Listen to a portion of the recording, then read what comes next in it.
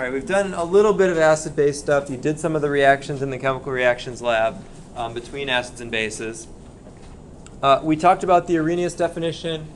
An acid produces hydrogen ions in water, and we looked at some of those things. We're going to get more and more general about this as we go on, and as you go into next semester also, with what exactly an acid and a base is. And now we're going to broaden it to the Bronsted-Lowry definition, which is actually a really good definition, which applies to a lot of molecules, except for a small group, which we'll get to another time. But it just says that an acid is a H+ donor, a base is a proton acceptor. Why do we just say a proton? Isn't a proton a subatomic particle? Why do we say proton for hydrogen ion? Yeah.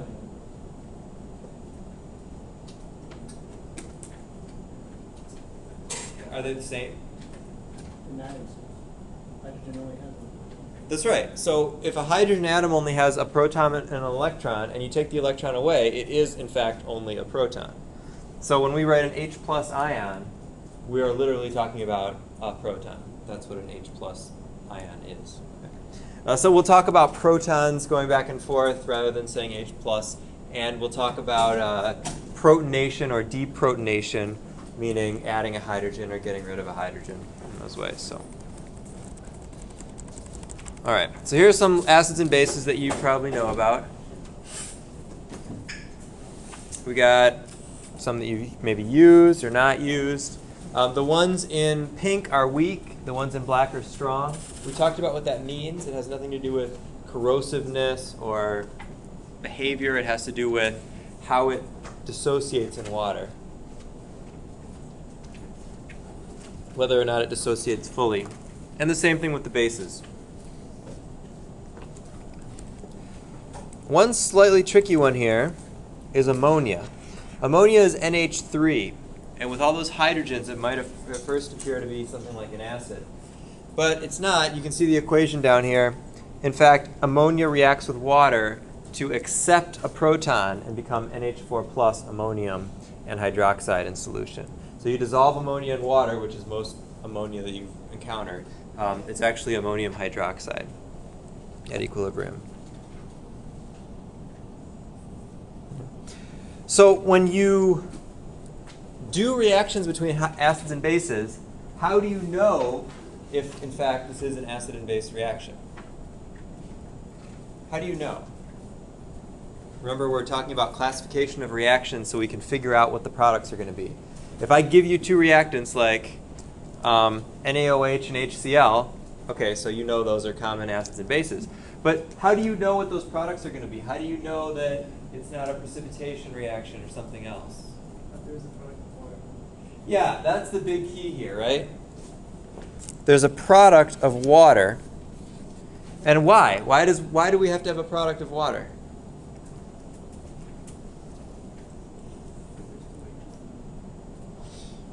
Right, because let's look at the Ionic equation here. In an acid-base reaction like this, you really have sodium plus, hydroxide,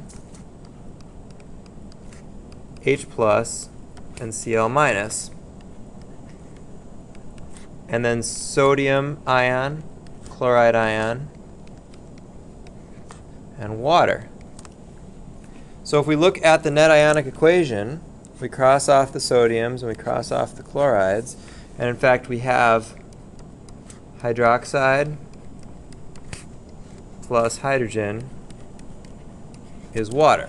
So that's really the key to seeing these reactions, is seeing the formation of water, the transfer of a hydrogen ion. All right. And here's where it gets a little bit tricky.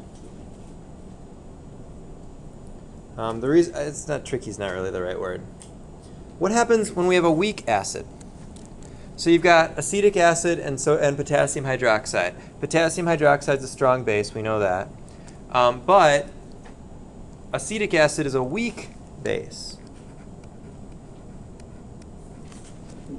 So this reaction is only happening in about 1% of the acetic acid molecules. Only about 1% are forming H+.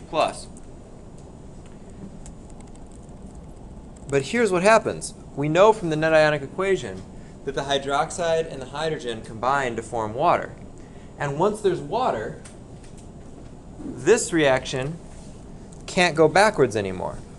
So normally this reaction goes backwards more than it goes forwards. But when it forms water, it gets kind of stuck on this side because the H doesn't come off the water anymore. And now we can drive that overall reaction forward. All right.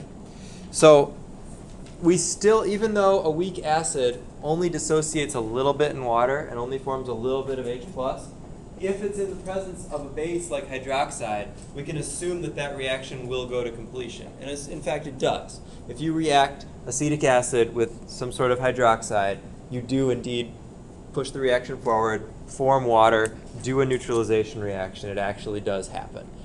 So you can assume, even for a weak base, that when reacting with hydroxide, it will go forward. Okay. Reaction's the same as the precipitation stuff. The only difference is, instead of forming a precipitate, we form water. But all the calculations are the same, all the ionic stuff's the same, everything else is the same. So let's try to do one. This will be a good way to wake up from last week. What volume of a 0.1 molar HCl solution is needed to neutralize 25 milliliters of 0.350 molar NaOH? Okay. So remember, get the equation first, balance it, think about moles, get moles in there. It's not a limiting reactant problem because we want to know how much sodium hydroxide to use, so you can kind of pick that number. But go through the steps as we did last week and give that one a try. Try it on your own first. Give yourself a few minutes to get it. When you think you got a decent answer, ask around with your friends and colleagues and enemies sitting around you how they're doing. So a lot of people figured this one out through various methods. I want to go through kind of the long way. As I talk to some of you about it, there's a short way here that you can get it real quickly, but it's not always going to be right depending on the problem. The fact that it's right here is more of a coincidence than anything else.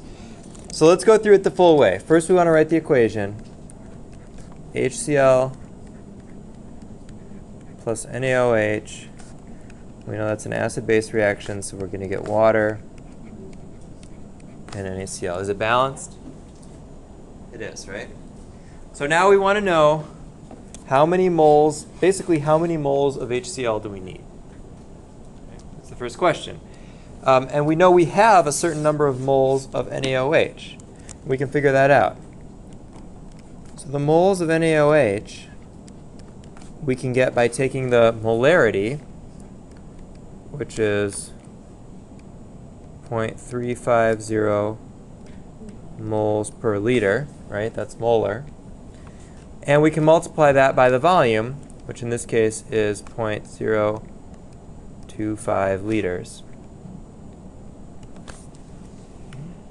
And you get 0.00875 moles, or 8.75 millimoles.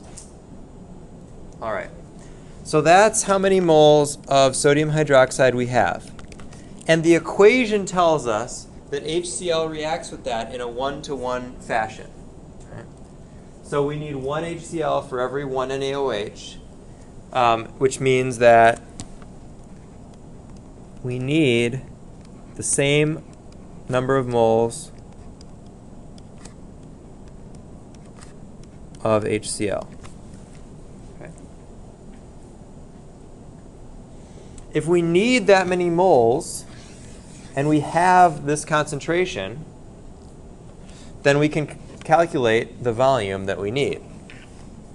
So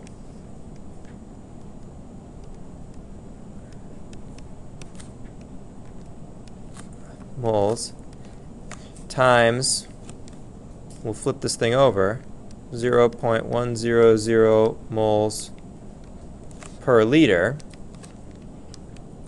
equals 0.0875 liters of 0.1 molar HCl, or 87.5 milliliters.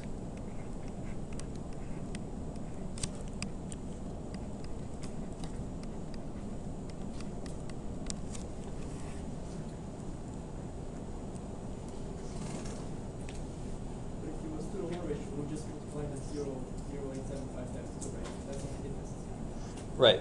So how some of you solved it was to use the equation, the equivalence that we use for dilutions, the M1V1 equals M2V2.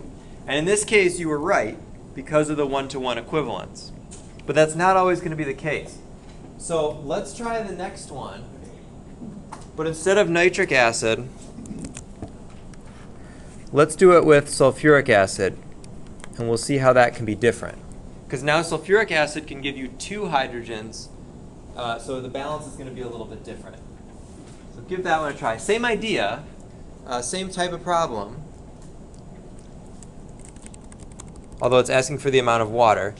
But now we have a diprotic acid, an acid that can give 2 hydrogens. So it's going to be a little bit different. Either way, right? Because density of water is about 1, right? So.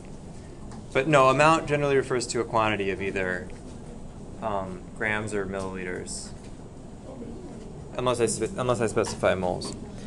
All right, so to do this, yes, the reaction is different. This is an acid-base reaction, but essentially this problem is the same as the other limiting reagent problems that we've been working on and that you've been doing in homework. We have to figure out how many moles of each of these reactants we have, figure out which one's limiting, and then figure out how much product is made from the limiting one. Okay. So how do you figure out how many moles of each product there is here, or of each reactant there is here? Yeah? You have to do the first one is 0.080. Yeah, so we multiply the volume times the concentration, right, which is always going to give us moles. So in the case of sulfuric acid,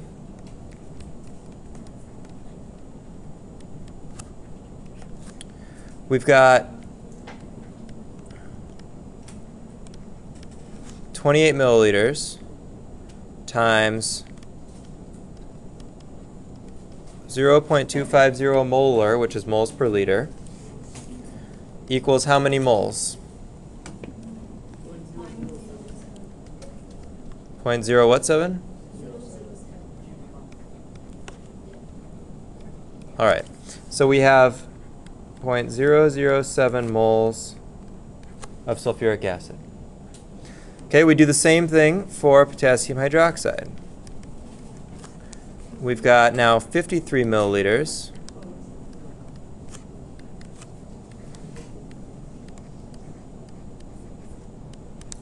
Okay, and so how many moles is that?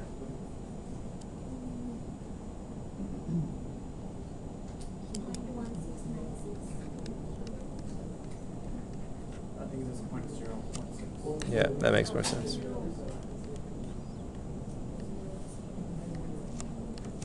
All right, we'll say 0.017.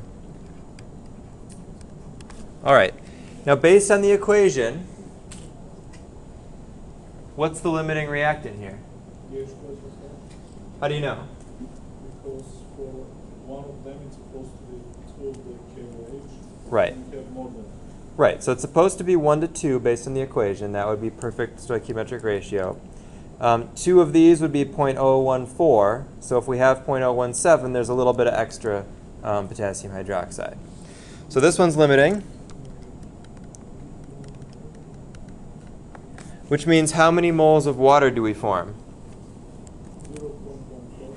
Right, the ratio here is 1 to 2. 1 of these to 2 of these. So if we have 0.007 of these, we expect to form 0.014 moles of water. And we can convert that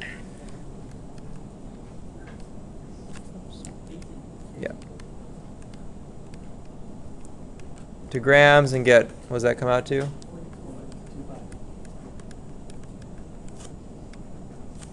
0.252 grams. Okay. And then the other part of the question, what is the concentration of hydrogen or hydroxide ions in excess after the reaction goes to completion. This one's a little bit trickier. We can tell relatively easily how many moles of hydroxide are left over, right? Because we know we need to double this for the reaction. That's 0.014. We actually have 0.017. So that means there are 0.003 moles of hydroxide left over. But it doesn't ask for how many moles of hydroxide left over. It asks for the concentration. So how do we find the concentration?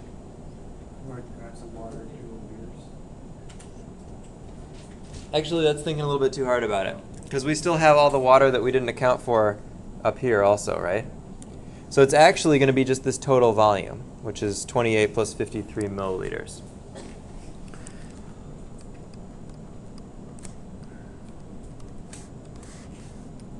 Divided by, so that's going to be 0.028 plus 0.053. That's the total volume of the solution. The 28 milliliters of the one thing we put in and the 53 milliliters of the other thing we put together. So that total volume is what, like 81 milliliters? And that's the concentration of hydroxide left over, which is fairly small. What is it? You want to do that? What? Okay.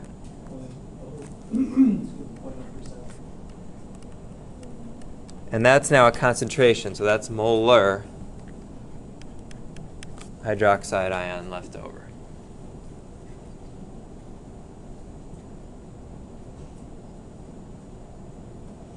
Okay? So everything about this problem was a regular old limiting reactant problem. The difference is we started with concentrations rather than grams, and we had to get concentrations into moles. And we did an acid-base reaction. And then there was this little question about the leftover concentration. So keep practicing these, and we're going to do some more now also. Okay. The way that we analyze the concentration of an unknown acid or base is through something called the titration, and we're going to do it, I think Monday, right? Do I have that wrong on the schedule? I don't remember. Yeah. You've probably done a titration before in high school or sometimes. What you do is you add a solution of known concentration to a solution of unknown concentration, and until the moles are equal, and then you check, you know when it's done. There are a couple of pieces to it that you'll see in person next week. You've got the indicator, which is something that changes color at the equivalence point, or very near there anyway, so that you know when you've actually gotten there. And then there's a subtle difference between what we call the equivalence point and the end point. So the equivalence point is the actual amount of concentration or volume where the moles are equal and everything works out perfectly. The end point is what you can actually see and what you can actually measure. So the end point is rarely actually the equivalence point. It's very, very close, but it's unlikely that it'll actually be exactly the same as the equivalence point. There are also other considerations like drop size. In a titration, you can't add less than one drop, so you're limited by that. The equivalence point could be between one drop and another. You'll see this when you do some titrations, that you won't quite be there yet, and you'll add one more drop and you'll overshoot it. So it's like, well, okay, that's the best you can do, but the equivalence point is somewhere in the middle there. All right. So to do the titration, you need to know the reaction. You need to take very accurate measurements, precise measurements. And, well, you need the volume. You also need the exact concentration of the known quantity. So I would say you need the volume and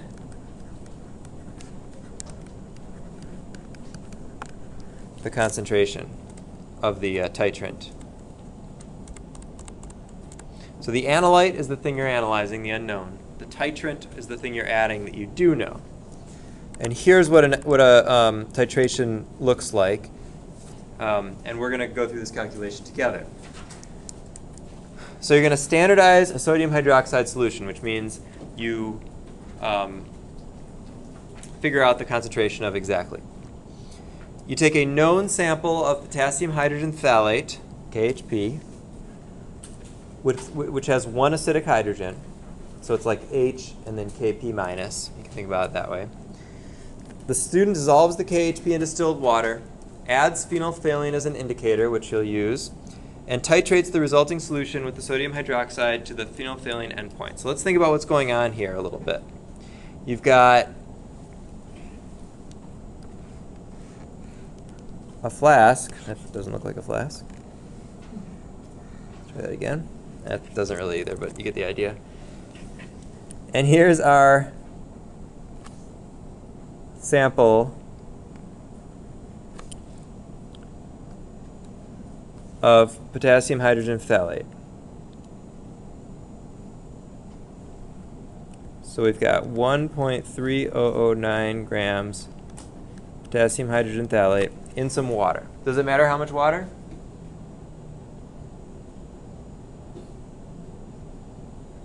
It doesn't actually. It doesn't. Because your titration goes mole to mole. So you don't actually need to know the exact concentration. You just need to know the exact amount. You need to know that 1.3009 grams. It can be as much water there as you want. There are some practical considerations. If you have way too little water, it's not going to, well, it's mostly an issue of the color and the indicator. If you have too little water, it can be hard to see. If you have too much water, it can be too faint. So you pick something in the middle, but the actual amount doesn't really matter. And then over this, you have your, so I guess I should revise this up here. The concentration of the titrant doesn't actually matter.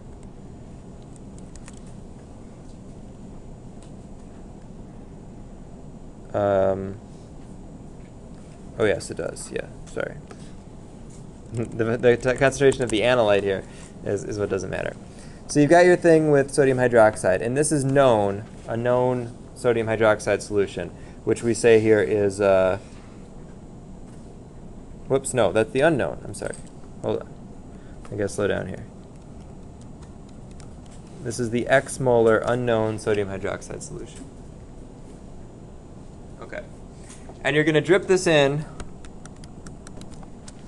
until it turns pink.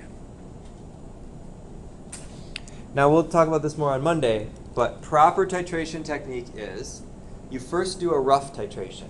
You just kind of dump a bunch in and see when you get to the equivalence point or the end point. You write the data down, but you don't really count that in your calculations. That gives you an idea of how much you need. So you figure you need 25 to 30 milliliters. Somewhere in there it turns pink. I don't know exactly where, but somewhere in there. So that speeds things along because then the next time you know, well, I got to add at least 25. And then I'm going to start going slowly, drop by drop, after 25 to get to just the right spot. Okay. And then you do usually 4 or 5 careful titrations after that, so you have a good amount of, a good number of trials to average things. Let's focus now on the calculations, though. So you titrate this, you do it, you got an endpoint.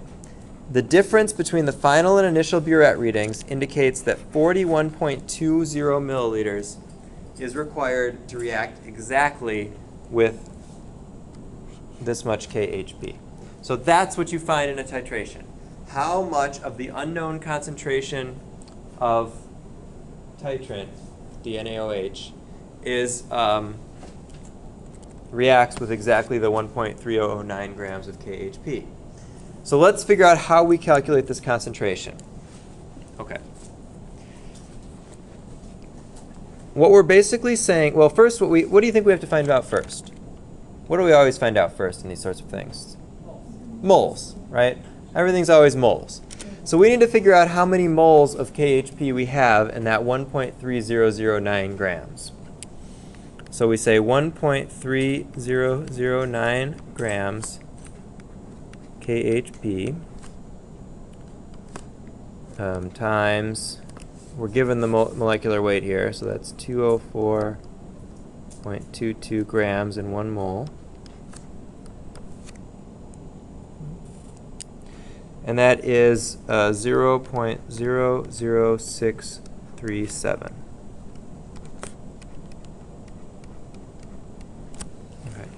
So that tells us how many moles of KHP we started with. Now we need to look at the equation, the chemical equation, to see what the ratio is between KHP and NaOH. So let's write that down. The chemical equation is going to be KHP plus NaOH yields water, since it's an acid-base reaction, and sodium, and we'll say Kp. That's not really the abbreviation, but it's the leftover stuff after we took the hydrogen away.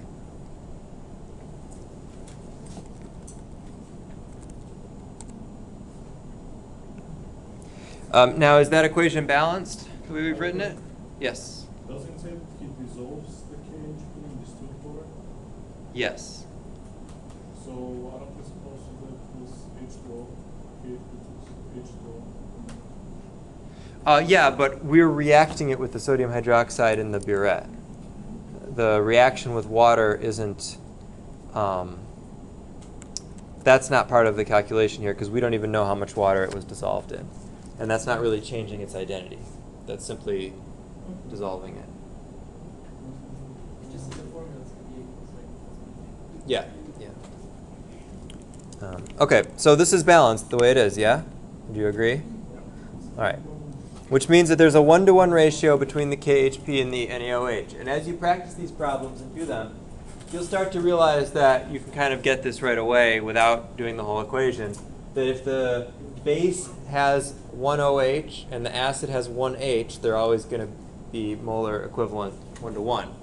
If the acid has 2 H's and the base has 1 OH, then you've got to adjust 2-to-1 and so on. But don't take those shortcuts until you're ready for them, because you can always do it this way and get it right. Okay, so we have found here that we put in 0.00637 moles of KHP, and we reacted with exactly enough sodium hydroxide to the end point, which means how many moles of sodium hydroxide did we use? The same, right?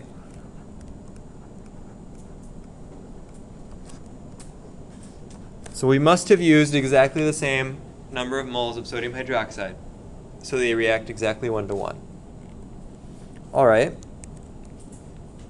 So then we know how much volume of NaOH we used, 41.20 milliliters. And from there, we can calculate the concentration of the sodium hydroxide solution. So the concentration of the sodium hydroxide solution is 0.00637 moles divided by 0.04120 liters, since that's how much we had. And that is 155?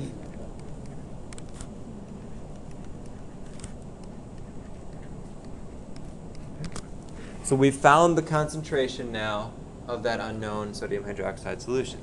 And this is how all titrations work. So you're going to find the moles of the stuff you started with that you measured out, figure out the volume you needed to get to the equivalence point, and then calculate the moles and divide by the volume. And that's it.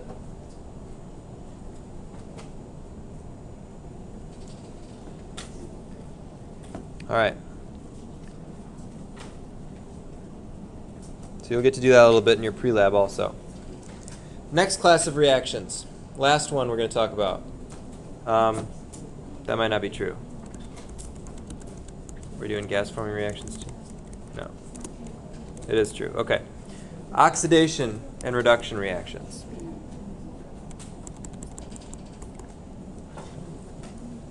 We've jumped around this issue a little bit. Now let's actually talk about how to deal with these types of reactions. We know how to calculate, sort of, oxidation states, loss and gain of electrons, but we haven't really done it in a clear, systematic way yet. We've sort of just said, well, you know, these things tend to have 1 plus, these things tend to have 2 plus, these things tend to have 1 minus, all of that, and that's great, but let's really do it systematically.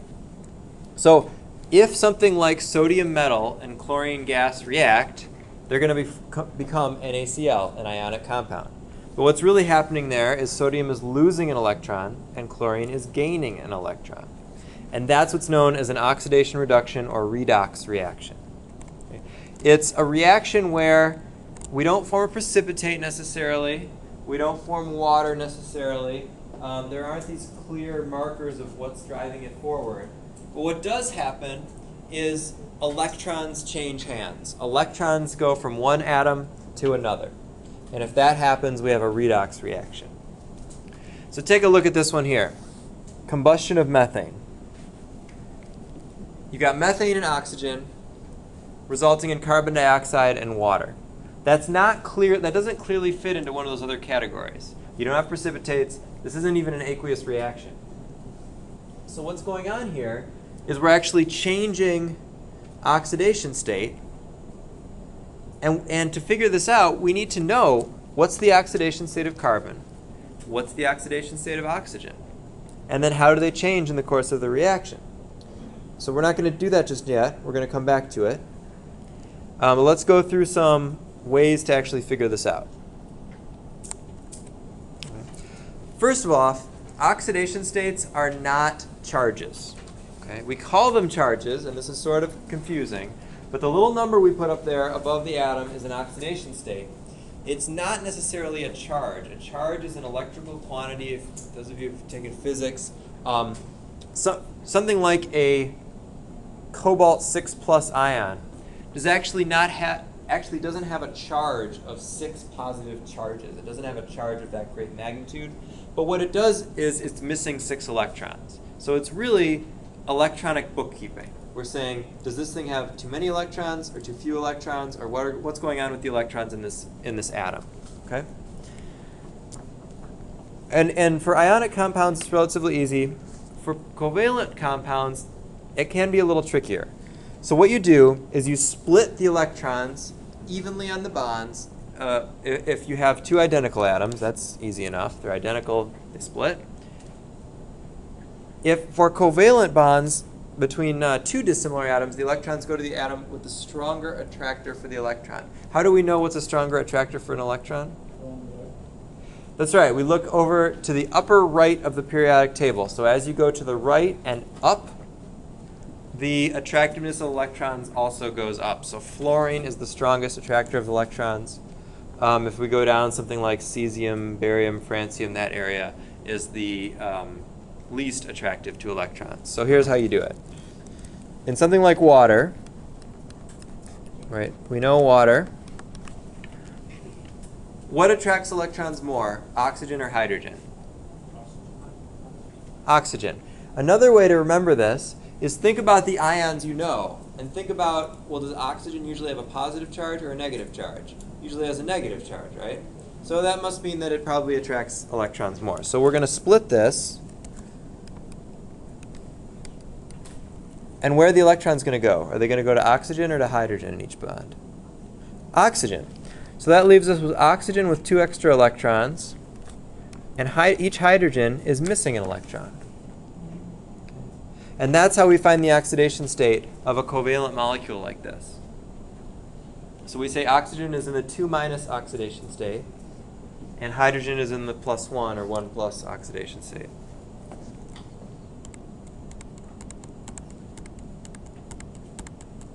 And I'm not really worried about this. This is what they talk about in your book. They're used interchangeably.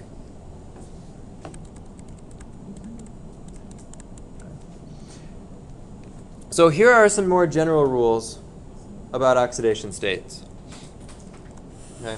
First off, the oxidation state of an atom in a free element is 0. What's a free element?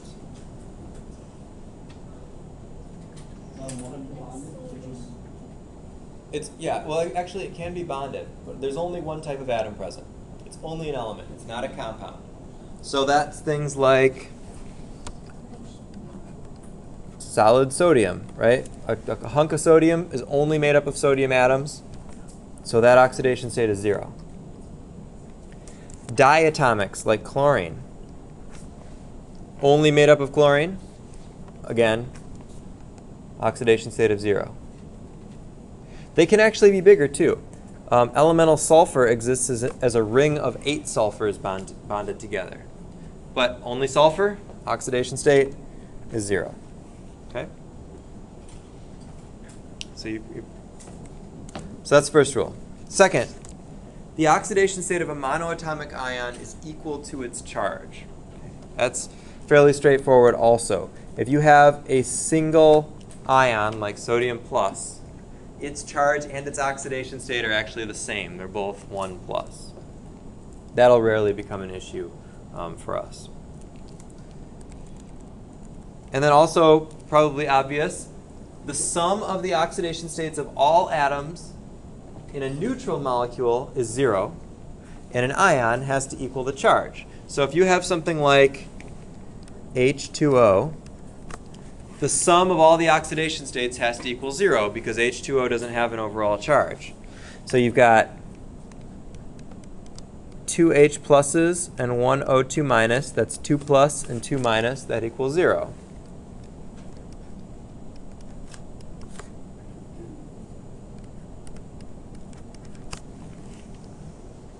Okay. And then if it's an ion, same thing. So we talk about nitrate, NO3.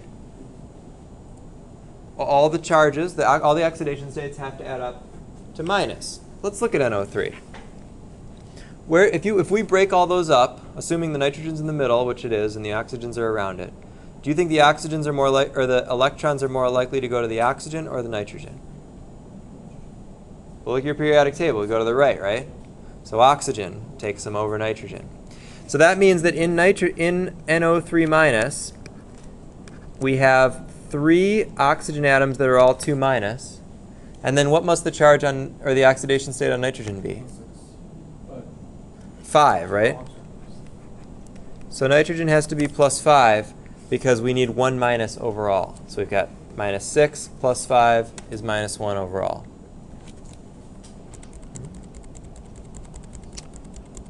Next rule. And these go in order of priority, by the way, also. Group 1A metals always have an oxidation state of plus 1. Group 2A metals always have an oxidation state of plus 2.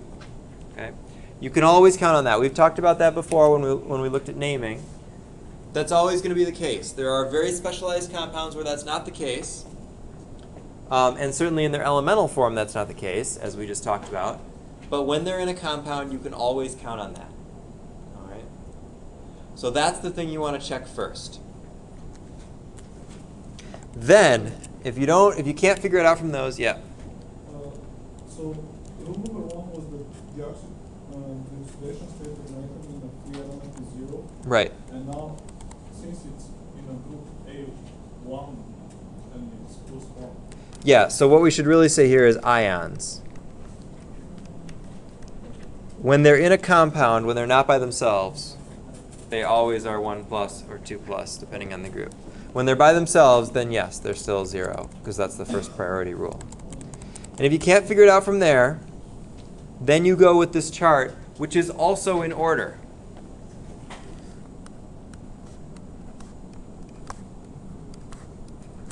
Okay? That means you look at your compound, you assign the fluorines first, then you assign the oxygens, or the hydrogens, then the oxygens, then the 7As, then the 6As, then the 5As. Okay? So let's do some examples and we'll see how to use these rules. All right, first, whoops. So we don't actually have to do this bond breaking thing now that we have these rules. So let's look at A here, CO2. Assign oxidation states to all atoms in the following. So what you do is you go through the rules. 1, is it a free element? Is CO2 a free element? No. Is it a monoatomic ion? Is there just one atom there? No. And what does the sum of the charges have to be? 0 overall, right? Because it's CO2 is neutral. Okay. Does it have any group 1A or 2A metals in it? No. Does it have fluorine in it? Does it have hydrogen in it? Does it have oxygen in it? Yes. So since that's the first one we come to, we can assign the oxygens to -2. So we can say that oxygen in CO2 has a 2 minus. Which means, because of rule 4, what does carbon have to be? Plus 4. You see that? As soon as we knew oxygen, and there are 2 oxygens, we know carbon has to be plus 4. All right, let's try another one. SF6. Is it a free element? No. Is it a monoatomic ion? No. It has to sum up to 0. Does it have a 1A or 2A metal?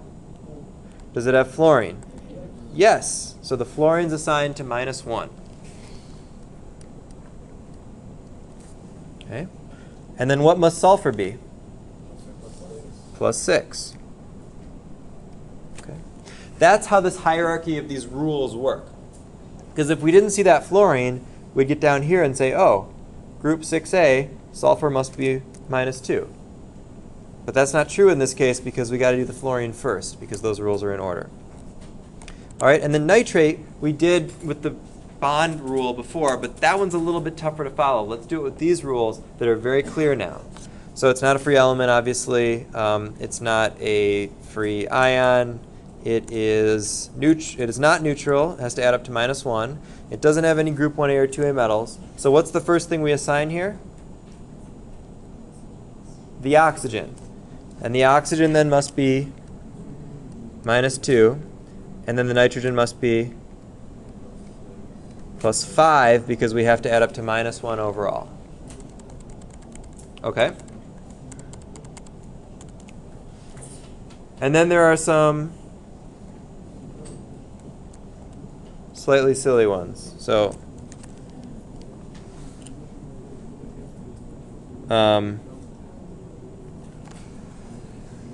that's not right. Sorry, I got a correction here. What about Fe2O3? This does follow the rules. This is not an example that doesn't follow the rules. This is regular rules, and you'll always be looking at ones that don't follow the rule that do follow the rules. Yeah, we've done stuff like this before, right? Yeah. Fe2O3. We've done this in naming, but we didn't really say exactly why it's done that way.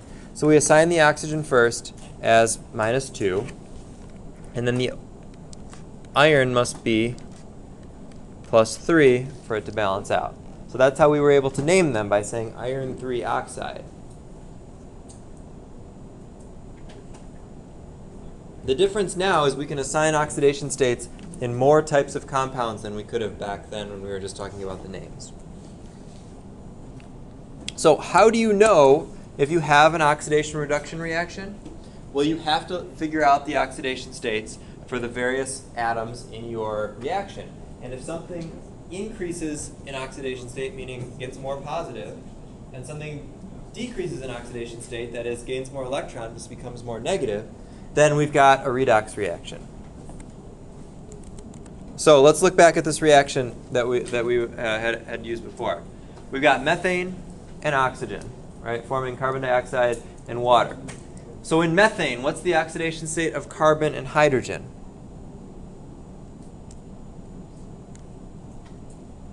Hydrogen has to be +1 each, so carbon has to be -4. That's right. So if we go back up to our chart here, the first thing that comes up is hydrogen, right? So we assign the hydrogens all to +1, which means for it to be neutral, the carbon has to be -4. Okay. And now let's look at carbon dioxide. What's the oxidation state here? Well, we did this just up here. But the oxygen comes first in that list. So we assign it to 2.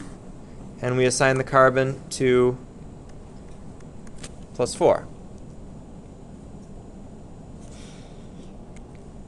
So what we can say here then is that the carbon was oxidized. The carbon lost a bunch of electrons because it went from -4 to +4. And then what gained electrons? Because you always have to have both in a reaction. If the carbon lost electrons, what gained electrons? Oxygen. How do you know oxygen? From 0 to plus. That's right. O2 is a free element, right? So that oxidation state is 0. So in the course of this reaction, the oxygen went from 0 to 2 minus, whereas the carbon went from -4 to +4.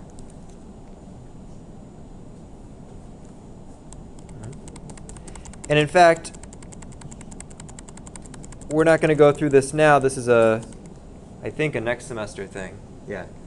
But you can actually split these into half reactions and just look at the oxidation and the reduction as separate processes. And you actually put electrons in the reaction with it.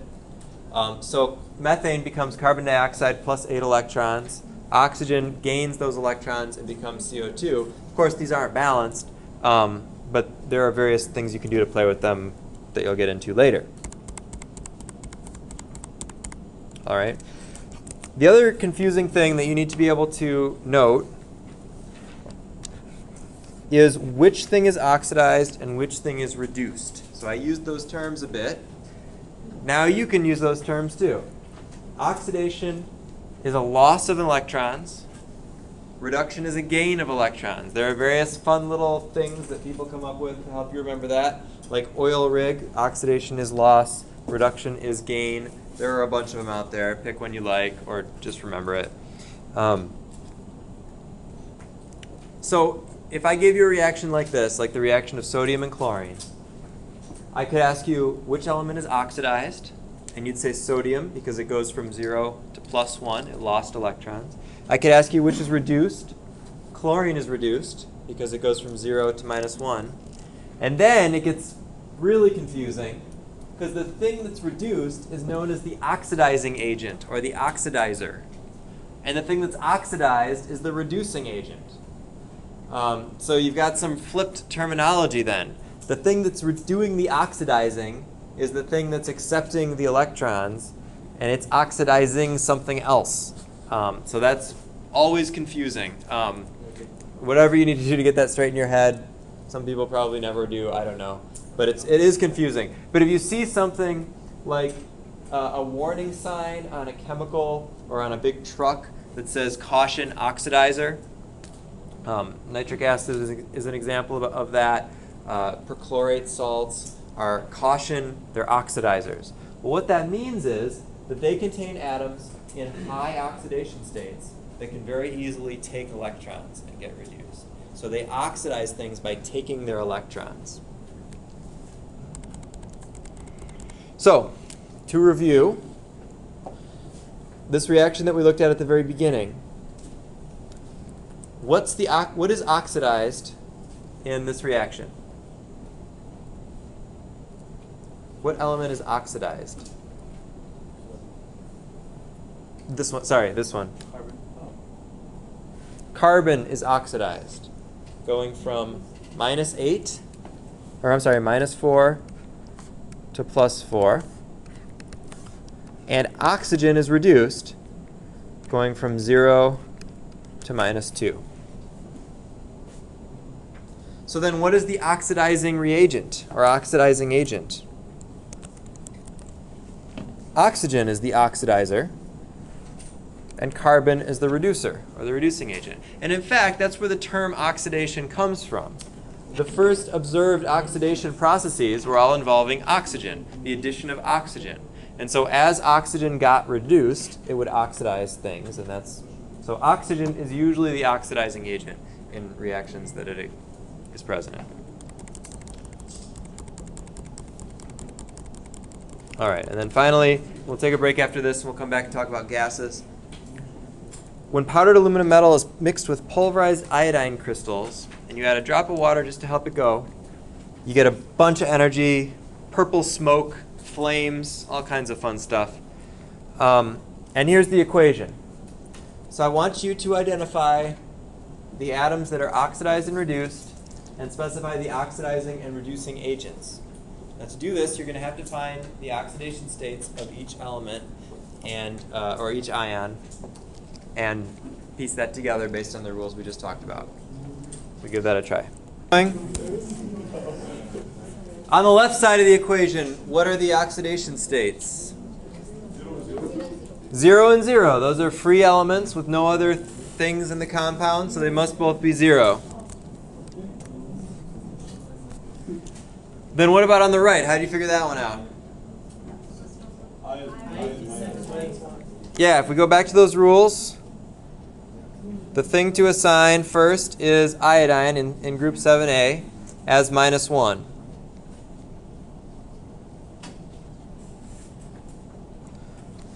So if iodine is -1, what must aluminum be? +3. Because it's a neutral compound. So that means that aluminum goes from 0 to +3, and iodine goes from 0 to -1. So which one is oxidized? Aluminum. And then iodine is reduced. And which one is the oxidizing agent? Iodine.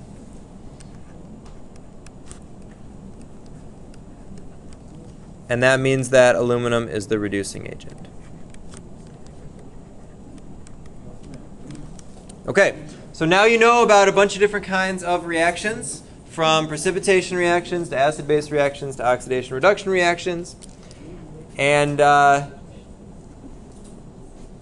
that's it. So let's take a little break, take about 10 minutes. Oh, sorry, what were your question? Why don't we take for iodine instead of 0 to -3?